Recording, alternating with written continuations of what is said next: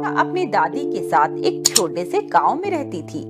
वह जब काफी छोटी थी तभी उसके माता पिता की मृत्यु हो गई थी। वह अपनी दादी से बहुत प्यार करती थी।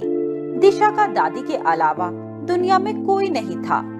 दिशा की दादी सब्जी बेचकर जो थोड़ा बहुत कमाती थी उसी से उनका घर चलता था।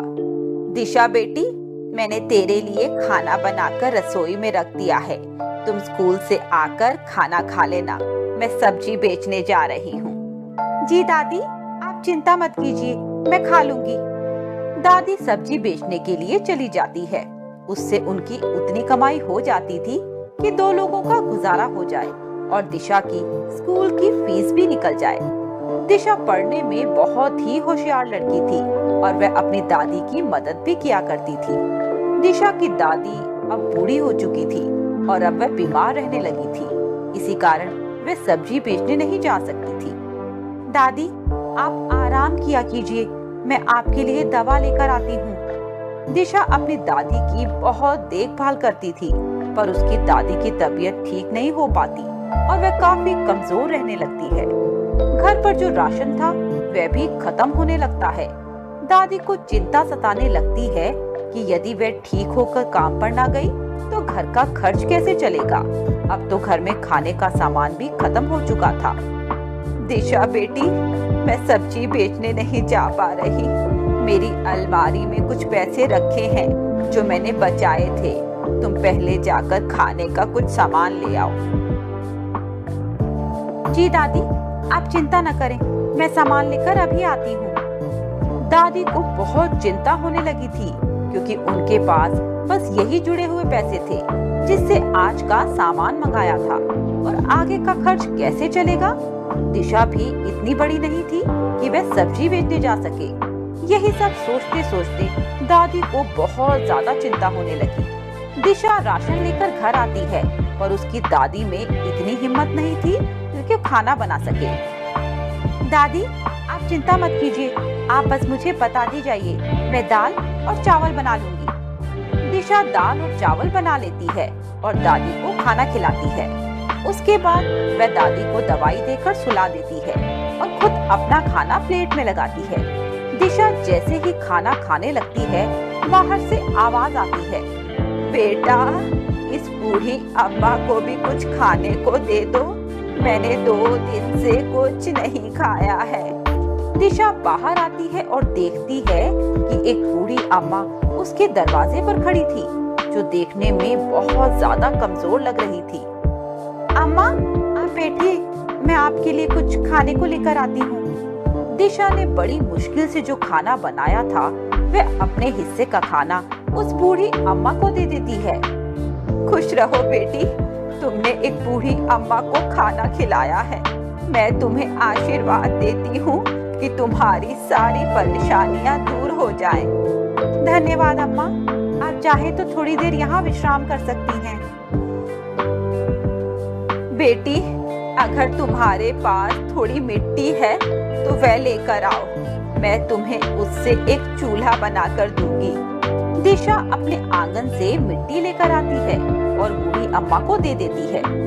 बूढ़ी अम्मा उस मिट्टी से झटपट एक सुंदर सा चूल्हा तैयार कर देती है और वह चूल्हा दिशा को देते हुए कहती है, बेटी, इस चूल्हे को ले जाकर अपनी रसोई घर में रख दो।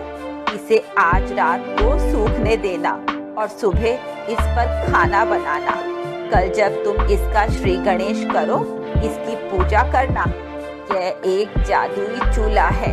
मैं जानती हूँ तुम्हारे घर के हालात ठीक नहीं, तुम्हारी दादी भी बीमार है और तुम्हारे घर में कमाई का कोई जरिया नहीं है। इस जादुई चूल्हे पर तुम जब भी कोई बर्तन रखोगी और जो भी खाने की इच्छा हो उस चीज का नाम लोगी तो वह खुद ब खुद उस बर्तन में आ जाएगी। अच्छा अम्मा, क्या ऐसा भी होता है? इससे तो हमारे खाने पीने की चिंता ही खत्म हो जाएगी। मेरी दादी को भी इस उम्र में जाकर सब्जी नहीं बेचनी पड़ेगी। हाँ बेटा, तभी तो मैंने तुम्हें ये जादुई चूल्हा बनाकर दिया है। धन्यवाद अम्मा, मैं ये चूल्हा अंदर रखकर आती हूँ। दिशा जैसे ही उसे रसोई घर में रखकर बाहर आती है, उसकी आंखों से वह बूढ़ी अम्मा ओझल हो जाती है। वे इधर उधर देखती है पर वे अम्मा उसे कहीं नजर नहीं आती। अगले दिन सुबह दिशा जब उठती है तो रसोई घर में जाके चूल्हे की पूजा करती है और उस पर एक खाली बर्तन रखकर कहती है, आज तो हलवा खाने का मन है। तभी बर्तन में हलवा बनकर तैयार हो जाता है। यह देखकर दिशा बहुत हैरान होती है। वे जल्दी से हलवा प्लेट में डालकर दादी के पास जाती है और उन्हें सारी बात बताती है कि किस तरह कल बूढ़ी अम्मा ने उसे एक जादुई चूल्हा बना कर दिया है। अरे वाह बेटा, यह तो बहुत ही अच्छी चीज है। भगवान ने हमारी परेशानी दूर कर दी। उनके आशीर्वाद से ही वह बूढ़ी अम्मा हमें यह चूल्हा देकर गई है, जिससे कि हमारे खाने पीने की समस्या खत्म हो गई है। इसके बाद उनके दिन अब आराम से कटने लगते हैं। उस जादुई चूल्हे पर वे जो भी खाना चाहते थे वे बनकर तैयार हो जाता है। उनके पड़ोस में रहने वाली विमला एक दिन उनके घर आती है तो देखती है कि दादी पोती खाना खा रही हैं और वहाँ पर तरह तरह के पकवान रखे हुए हैं। अरे वाह दादी, आज कहीं दावत थी? इतने अच्छे अच्छे पकवान रखे हुए हैं। अरे नहीं नहीं, आओ तुम भी खाना खा लो। दादी बात टालते हुए विमला को भी खाना परोस देती है। विमला खाना खाकर घर चली जाती है और बहुत सोचती है, इन लोगों के पास तो खाने के भी लाले पड़े हुए थे। ये 2 वक्त के खाने के लिए भी मोहताज थे और आज इनके यहाँ 56 भोग लगे हुए हैं। इनके पास इतने पैसे कहाँ से आ गए? कुछ तो चक्कर जरूर है, मुझे पता लगाना पड़ेगा। यही सब सोचते हुए अगले दिन विमला कटोरी में एक सब्जी लेकर बहाने से दोबारा दादी के पास जाती है। अरे दादी, आज मैंने एक स्पेशल सब्जी बनाई है तो मैंने सोचा कि थोड़ी सी आपके यहाँ भी दे दूं। अरे आओ आओ विमला, यह कटोरी रसोई घर में रख दो। दिशा जब आएगी तब मैं यह कटोरी तुम्हें भिजवा दूंगी। विमला रसोई घर में कटोरी रखने जाती है तो वे देखती है कि चूल्हे पर खीर की पतीली रखी हुई है। इतनी सारी खीर 2 लोगों के लिए देखकर उसका माथा ठनकता है और वह सोचती है कि इतनी खीर इन लोगों ने क्यों बनाई है। विमला वह कटोरी रखकर चुपचाप निकल जाती है। विमला के दिमाग में यही चलता है कि क्या चक्कर है और कैसे सच्चाई का पता लगाया जाए। एक दिन विमला छुपकर खिड़की से देखती है कि दिशा चूल्हे पर एक खाली पतीली चढ़ाती है और कहती है, आज तो पनीर खाने का मन हो रहा है। उस पतीली में पनीर बनकर तैयार हो जाता है। ये सब देखकर विमला की आंखें फटी की फटी रह जाती हैं और वह समझ जाती है कि यह चूल्हा जादुई है। विमला के मन में लालच आ जाता है और वह चूल्हे को हासिल करने के लिए सारे दिमाग लगाने लगती है। एक दिन विमला मौका देखकर दादी के पास जाती है और उन्हें सोता पाकर रसोई घर में चूल्हा चोरी कर लेती है। विमला जैसे ही वे चूल्हा अपने घर लाकर उस पर एक बर्तन रखकर कहती है कि उसे खीर खाने का मन है, तभी उस चूल्हे में से काला धुआं निकलने लगता है और विमला के मुंह पर और आंखों में धुआं चला जाता है। विमला का पूरा मुंह काला हो जाता है और वह जोर जोर से खांसने लगती है। विमला जोर जोर से चिल्लाते हुए कहती है, हे राम, ये क्या हो गया? मुझे कोई बचाओ, मेरा दम घुट रहा है। उसकी आवाज सुनकर दिशा दौड़ी हुई उसके घर में आती है।